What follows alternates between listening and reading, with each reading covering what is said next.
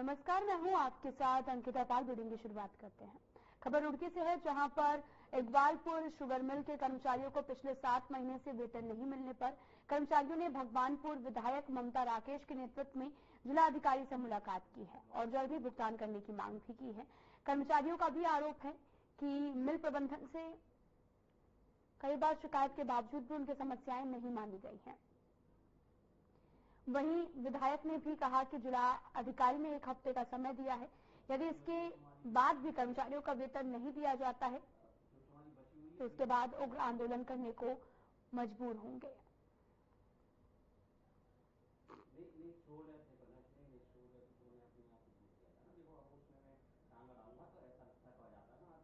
आपको बताते चलें कि लगातार भुगतान करने की मांग भी कर रहे हैं, जिसको लेकर वेतन को लेकर डीएम से कर्मचारी जो हैं वो मिले हैं।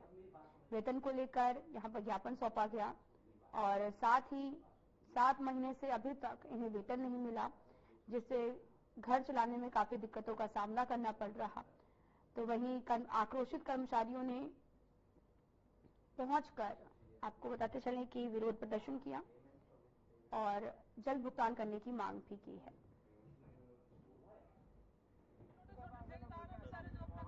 ये सब लोग हमारे इकबालपुर शुगर मिल के कर्मचारी हैं। पिछले 7 महीने के लगभग से इनकी सैलरी नहीं मिली है, इसी वजह से परेशान थे। सुबह इनमें से कुछ व्यक्तियों का मेरे पास फोन आया। प्रॉब्लम इनकी जेन्युइन है, बेचारे परेशान है काफी टाइम से। अगर मजदूर को एक दिन दिहाड़ी नहीं मिलती है तो उनके घर का चूल्हा नहीं चलता, यानी किस तरह से उधार सुधार लेकर दुकानदारों से अपना काम चला रहे थे।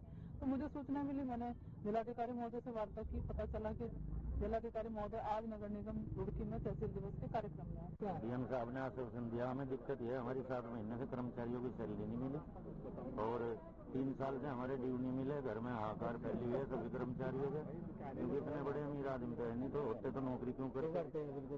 हमारी मिल में कोई सुविधा नहीं कर्मचारियों के लिए, समय पर वेतन नहीं दिया जाता, ठेकेदारों को पैसा नहीं दिया जाता, नहीं हमारे बच्चों के स्कूल से नाम कट गए ताकि फीस जमा पर नहीं हो पाई, हमारी जमा नहीं हो पाई। नाम कटने जैसे उनको किसानों को बहुत बड़ा बकाया है, तो क्या मिल के पास पैसे नहीं है? पिछली बार वहाँ पे छापेमारी हुई थी, काफी वहाँ पे लगातार भी इनके मिल चोरी वगैरह की, चीनी की चोरी। मिल ने पिछली बार भी 35 लाख की क्रैशिंग की, उससे पहले 70 लाख की क्रैशिंग की थी।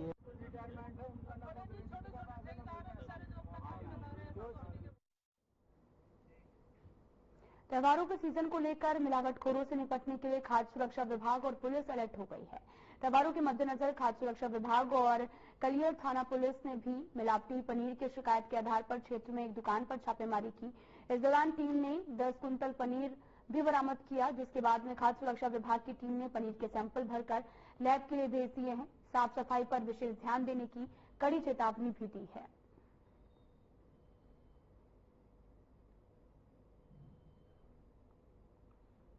खाद्य सुरक्षा विभाग त्योहारों को लेकर लगातार निगरानी कर रही है।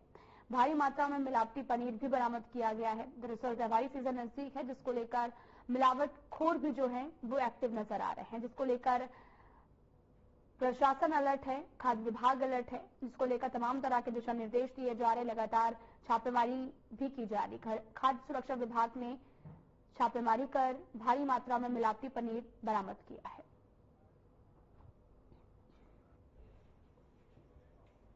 आज हमें पुलिस के माध्यम से सूचना मिली कि कलियर में बाहर से कोई पनीर आ रहा है जो मिलावट की आशंका जाहिर की जाएगी। तो पुलिस की सूचना के आधार पर हमारे फूड सेफ्टी ऑफिसर रुड़की और मैं स्वयं मौके में आया हूँ और मौके पे हम पे जो गाड़ी से जो पनीर सप्लाई किया जा रहा था उसमें से, और जो इंडिया डेयरी यहाँ पे डेयरी है जहाँ जिसके माध्यम से सप्लाई करते हैं, उन दोनों जगह से हमने जाँच की सैंपल लिए है और जो भी सैंपल में इसके रिपोर्ट आएगी, रिपोर्ट के आधार पर हम अग्रिम कार्रवाई करेंगे।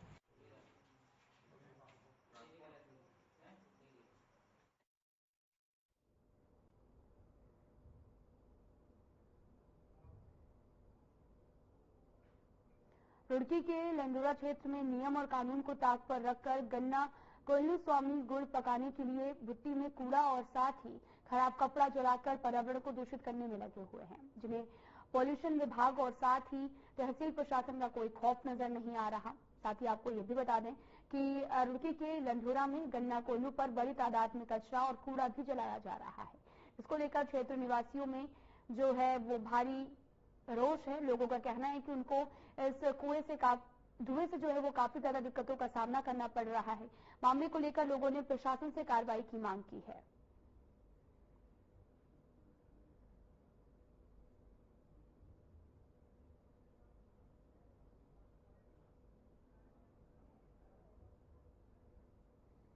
नाम है मेरा नफीस खान। नफीस जी, क्या है पूरा मामला? पूरा मामला ये है, यहाँ बराबर में मकान है, मेरे दोस्त का छोटा भाई है, मेरे पड़ोस से आया उधर से महल्ले से। इसने मुझे शिकायत दी थी, ये कचरा पड़ा यहाँ। हमने प्लॉट मालिक को बुलाया, बोला मुझे नहीं जानकारी, यहाँ सबसे मालूम करा, कोई बताने को तैयार नहीं है। अब यहाँ आए तो बैठा नहीं जा रहा, फिर शमशाद भाई से मिले, इसकी शिकायत भी करी और भी उधर पड़ा पल्ली शहर में। कहाँ से ये कचरा आ रहा है, किस चीज के लिए रखा गया? ये चरखी में जा रहा है, यहाँ से चल रहा है, और सर जितनी चरखियां सभी चरखी में चल रहा है, टोटल चरखी में। मेरा नाम शमशाद है जी। मेरा यहाँ मकान बना हुआ है कॉलोनी में ईदगाह के पास। यहाँ पे जो इन्होंने कचरा डाल रखा है, ये पता नहीं किसने, कि हमने पता भी करा महल्ले में, कहने भाई किसने कचरा डाल रहा था, ये किसी ने हमें बताया नहीं। कहने भाई किसने डाल रखा है, यहाँ रात को आते हैं, डाल के चले जाते हैं, फिर यहाँ से जो है कभी ले जाते हैं, रात को लेके जाते हैं, चरखी उरखी में जो है जलते हैं। हमारे बच्चे बीमार हो रहे हैं सर, इस पे कोई कानून जो है कार्रवाई जो है होनी चाहिए। जो है हमारे बच्चे बहुत परेशान है, हमें रात को नींद भी नहीं आती है, यहाँ बहुत परेशानी है।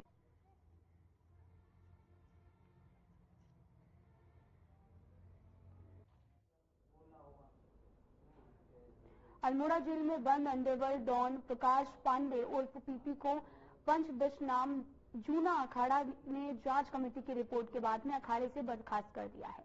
पिछले दिनों अल्मोड़ा जेल में कुछ संतों की ओर से पांडे को दीक्षा देते हुए कई मठों की जिम्मेदारी सौंप दी गई। मामला तूल पकड़ने पर जूना अखाड़ा के अंतर्राष्ट्रीय संरक्षक हरिगिरी महाराज ने जांच कमेटी गठित की है। अंडरवर्ल्ड डॉन पीपी को जूना अखाड़े के कुछ संतों ने जेल में संन्यास की दीक्षा भी दी थी, जिसके बाद में बड़ा हंगामा खड़ा हो गया था। आनंद फानन में जूना अखाड़े ने इस मामले में जांच कमेटी का गठन कर इसकी जांच करवाई है। तो वहीं जूना अखाड़े में पत्रकारों से बातचीत में जूना अखाड़े के अंतर्राष्ट्रीय संरक्षक महंत हरिगिरी ने बताया कि अंतर्राष्ट्रीय अध्यक्ष प्रेमगिरी की अध्यक्षता में जांच कमेटी का गठन किया गया था।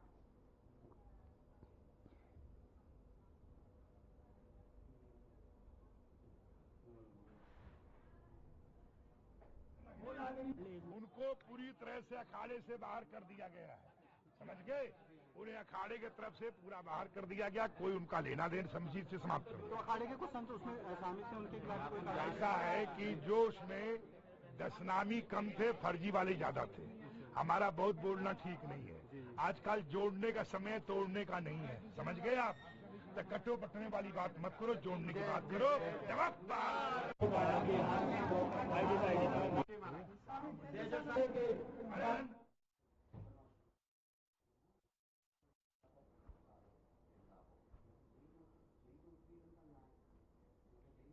हरिद्वार में हाल ही में हुए जेल ब्रेक मामले में पुलिस ने एक महत्वपूर्ण सफलता हासिल की है। एसआईटी ने फरार कैदियों को संरक्षण देने के आरोप में शूटर पंकज के मौसेरे भाई सुनील को गिरफ्तार कर लिया है। साथ ही आपको बताते चले कि सुनील पर आरोप है कि उसने जेल से भागे हुए कुख्यात अपराधियों पंकज और राम कुमार को न केवल शरण दी बल्कि उनकी भागने में भी मदद की है। मामले को लेकर एसआईटी ने स्पष्ट किया कि जेल ब्रेक कांड में शामिल कर शख्स को गिरफ्तार कर जेल भेजा जाएगा। पुलिस का भी दावा है कि कैदियों को संरक्षण देने वाले अन्य आरोपियों की तलाश भी जारी है और जल्द ही उन्हें भी गिरफ्तार कर लिया जाएगा।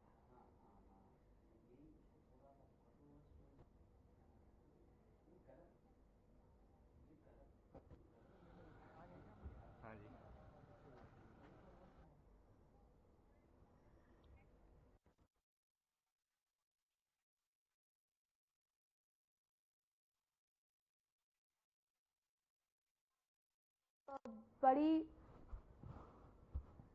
सफलता लगी है, जहां पर आपको बताते चलें कि पूरा यह मामला हरिद्वार से है, जहां पर कैदियों को संरक्षण देने वाले आरोपियों को अब गिरफ्तार भी किया गया है। दरअसल ये पूरा मामला हरिद्वार से है। लगातार जेल से कैदियों के भागने के मामले बढ़ते जा रहे हैं।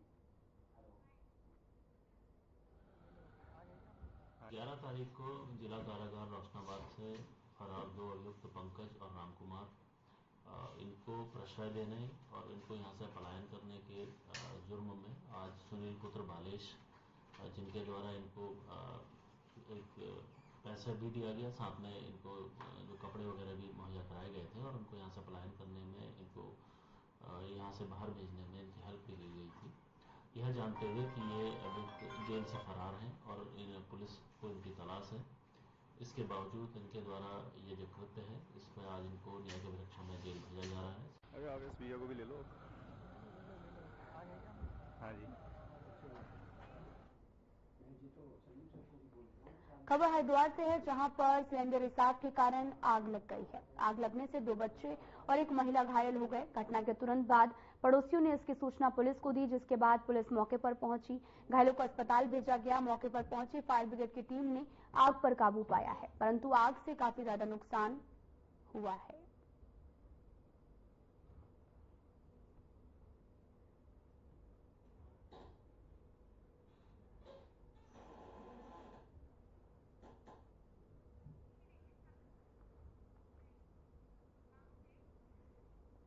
रुड़की क्षेत्र में ड्रग इंस्पेक्टर की छापेमारी से हड़कंप मच गया है, जिसके बाद एक मेडिकल संचालक कार्रवाई से बचने के लिए खुद ही अपने मेडिकल का शटर जो है वो बंद कर ताला लगाकर फरार हो गए हैं। साथ ही आपको ये भी बताते चलें कि रुड़की में नकली दवाइयों की बिक्री की शिकायतें मिलने पर ड्रग इंस्पेक्टर अनीता भारती ने रुड़की शहर के कई मेडिकल स्टोर का औचक छापेमारी की। हालांकि छापेमारी के दौरान प्रतिबंधित दवाइयां तो नहीं मिली, लेकिन मेडिकल स्टोरों में कई अनियमितताएं भी पाई गई हैं, जिन पर कड़ी जो कार्रवाई है वो की गई है और कुछ स्टोर्स पर ताले भी लगा दिए गए हैं। ड्रग इंस्पेक्टर अनीता भारती ने मामले को लेकर जानकारी को शेयर किया है।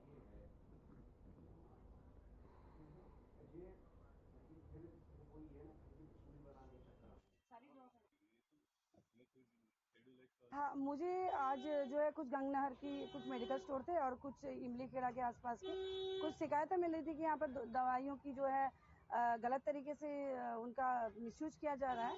तो हालांकि मुझे दुकान पर से ऐसा कुछ भी मिला नहीं है, बट जारी रहेगी कि अगर कोई घर पर रखता है तो घर पर भी तलाशी की जा सकती है। और ऐसे ही 2-3 मेडिकल स्टोर अभी मेरे द्वारा बंद किए गए हैं। वहाँ पर कुछ ऐसी अनियमितताएं थी कि लोग दवाइयाँ रखते हैं और उनकी साफ सफाई सही से नहीं रखते हैं। तो दवाइयों की गुणवत्ता को बरकरार रखने के लिए उनका जो है स्टोरेज बहुत अच्छा होना चाहिए, क्योंकि उससे उनकी सेल्फ लाइफ डिस्ट्रॉय होती है। उत्तराखंड महिला कांग्रेस की प्रदेश अध्यक्ष ज्योति रौतेला ने भी केदारनाथ विधानसभा उपचुनाव में महिला कांग्रेस के नेताओं की ओर से व्यापक स्तर पर प्रचार करने की बात कही है। उन्होंने अपने बयान में कहा कि अभी तक पार्टी में कोई ऐसी महिला दावेदार सामने नहीं आई जो केदारनाथ विधानसभा उपचुनाव के लिए चुनावी मैदान में उतरना चाहती है। पार्टी की ओर से जिसे भी प्रत्याशी के तौर पर मैदान में उतारा जाएगा, उसके पक्ष में महिला कांग्रेस की कार्यकर्ता घर घर जाकर चुनाव प्रचार करेगी। ये महिला कांग्रेस की जो टीम है, जैसे ही इलेक्शन डिक्लेयर होगा, हम सब लोग, मैं और मेरी पूरी टीम, पूरे महीने जब तक कि इलेक्शन होगा उस दिन तक हम लोग वहाँ पे घर घर जाएंगे, बूथ पे जाएंगे, महिलाओं से मिलेंगे और जो महिलाओं से जुड़े हुए मुद्दे इस प्रदेश में, जैसे महिला सुरक्षा बहुत बड़ा मुद्दा है, महंगाई बहुत बड़ा मुद्दा है, बेरोजगारी बहुत बड़ा मुद्दा है।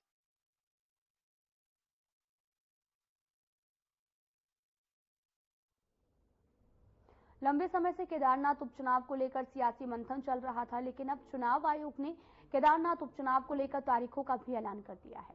अब केदारनाथ उपचुनाव 20 नवंबर को होना है और 23 नवंबर को नतीजे घोषित होंगे। साथ ही आपको यह भी बताते चले कि कांग्रेस की केदारनाथ प्रतिष्ठा यात्रा को लेकर पार्टी भले ही राजनीति से अलग बताती रही हो, लेकिन ये यात्रा राजनीति ही करती थी, जिसे खुद कांग्रेस की प्रवक्ता ने स्वीकार किया है और ये भी कहा कि उनकी तैयारियां जो हैं वो लंबे समय से चल रही थी। वहीं उपचुनाव का ऐलान होते ही बीजेपी भी हरकत में आ गई। बीजेपी प्रवक्ता के मुताबिक पार्टी और संगठन दोनों ही चुनाव के लिए पूरी तरीके से तैयार है।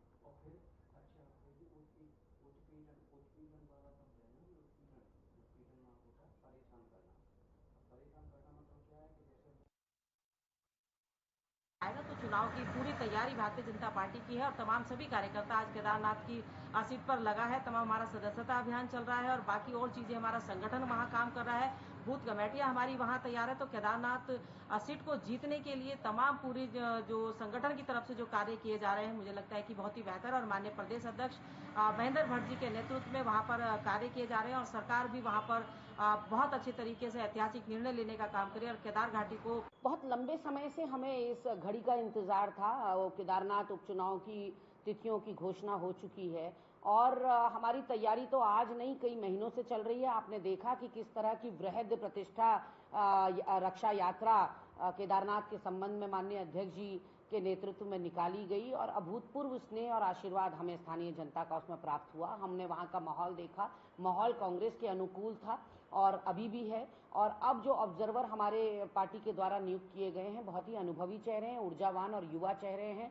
माननीय भुवन कापड़ी जी और वीरेंद्र जाती जी लाभान्वित होगी उत्तराखंड कांग्रेस भी, और केदारनाथ उपचुनाव में भी कांग्रेस को बहुत फायदा इसका मिलने वाला है।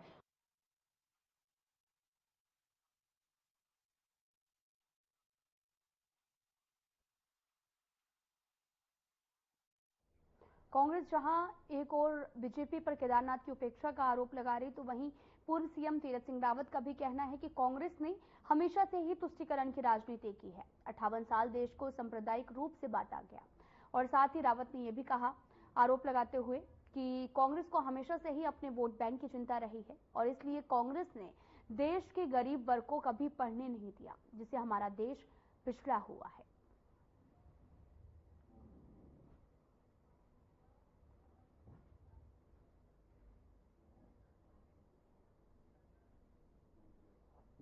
ऐसा ये बात वो बोल रही है जिन्होंने ने अब तक ये काम किए हैं, तुष्टीकरण की नीति अपनाई है। कांग्रेस ने किया क्या इतने सालों में? 57-58 साल क्या किया उन्होंने? समाज को तोड़ा, समाज को बांटने का काम किया, देश के टुकड़े कराने का काम किया और आम गरीब को उठने नहीं दिया, क्योंकि जिस दिन पढ़ लिख जाएगा तो मेरे वोट से चला जाएगा। केवल वोट बैंक की केवल चिंता, उसको और सत्ता, दो चीजें कांग्रेस ने किया इस देश के अंदर, इसलिए इतना पछड़ गया।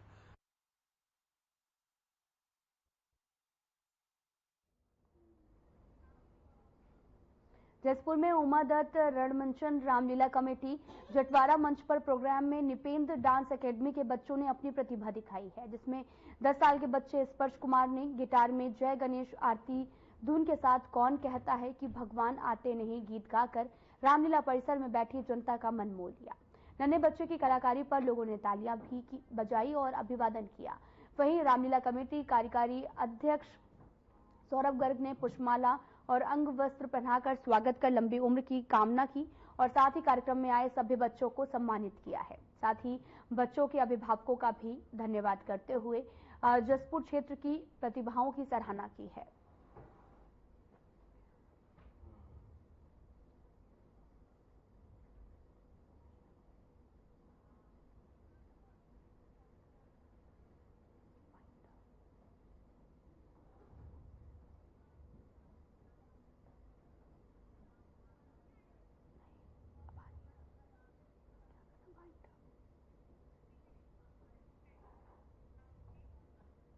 प्रदेश की टूटी सड़कों को लेकर कांग्रेस प्रवक्ता गरिमा महाराज दसोनी ने बीजेपी पर निशाना साधा। उन्होंने कहा कि अब तो लोग गड्ढे में बीजेपी के झंडे लगाने लग गए हैं। क्या यही है अच्छे दिन? क्या यही प्रचंड बहुमत की सरकार है?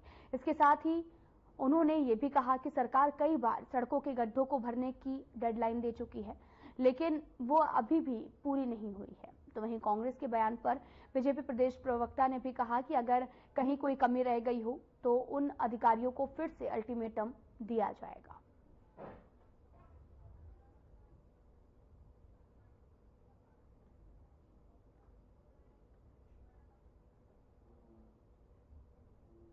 देखिए, अब तो लोग जो है झंडे लगाने लग गए गड्ढे में भारतीय जनता पार्टी के, कि क्या यही है अच्छे दिन?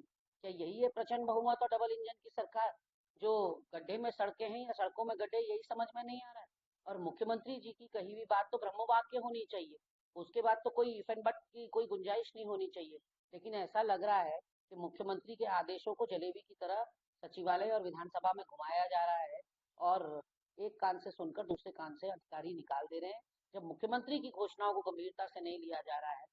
देखिए, माननीय मुख्यमंत्री जी के आदेश जो हैं वो सख्ती से अधिकारियों को दिए गए थे कि 15 अक्टूबर तक जो है तमाम सड़कें जो हमारी निर्माणाधीन हैं उनका काम जो है वो संपूर्ण हो जाना चाहिए, लेकिन कहीं जगह पे अभी तक कार्य का शुभारंभ नहीं किया गया है। तो उस दिशा में भी हम लोग अभी जांच में जो भी आएगा सभी अधिकारियों को दोबारा से बोल दिया गया है और एक अल्टीमेटम देके हम समयबद्ध तरीके से सभी कार्यों को सुनिश्चित कर रहे हैं।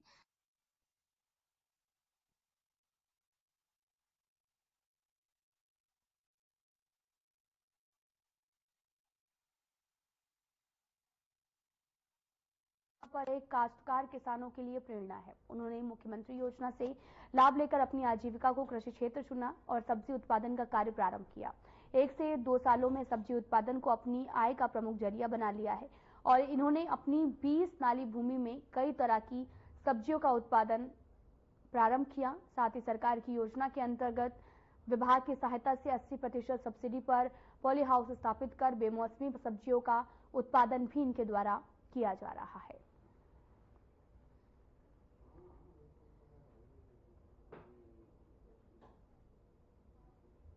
के बाद मैंने उद्यान विभाग के थ्रू जानकारी ली यहाँ बेमौसमी सब्जी उगाने के लिए, तो मैं जॉब छोड़ करके यहाँ आया 2 साल से।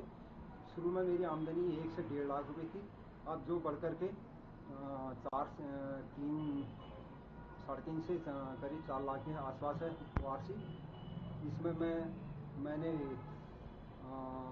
उद्यान विभाग के थ्रू पॉली हाउस और पॉली टैंक, हिलनेट्स और बीज वगैरह लिए, जिनसे मेरा उत्पादन काफ़ी अच्छा हुआ।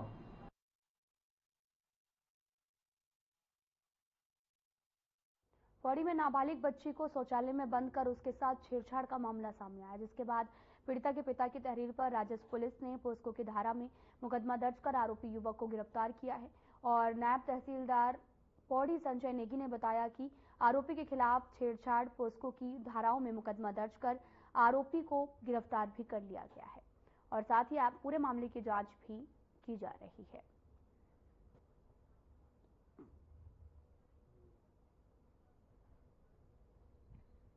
जो है 12/10/2024 का मामला है और उस मामले की जैसे सूचना मिली तुरंत जो है कि पटवारी लोग मौके पे गए और जो है कि मुकदमा दर्ज कर दिया गया है और इसमें जो है अभी वो भी जो है उसी दिन जो है 14 तारीख को गिरफ्तार कर दिया गया है और उसको जो है जेल हिरासत में भेजा गया। जो पुलिस व्यक्ति था लगभग 18 साल उम्र है उसकी, लड़की जो है छोटी थी, 6 साल की लड़की थी।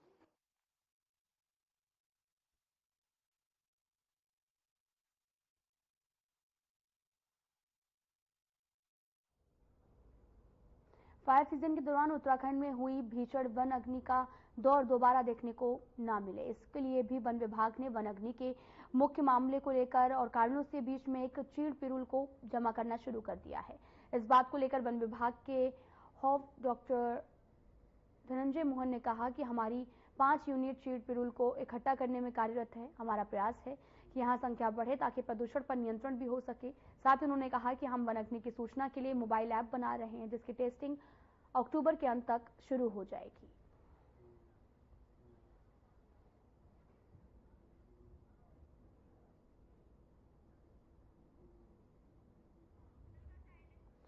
आपको बताते चले कि वन अग्नि को लेकर वन विभाग अब अलर्ट है, जहां पर आपको बताते चले कि लगातार तमाम तरह के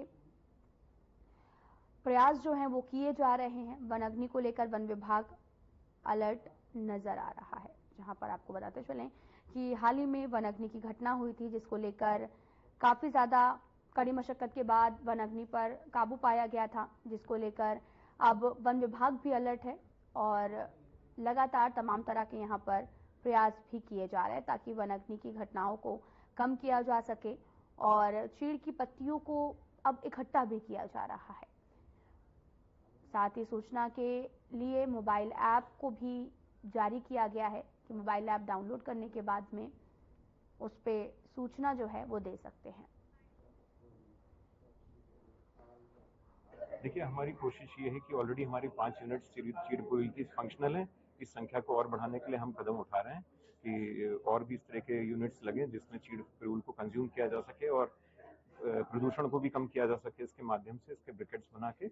और बाकी जो है हम पूरे स्टेट के लिए ऐप बेस्ड मैनेजमेंट करने जा रहे हैं।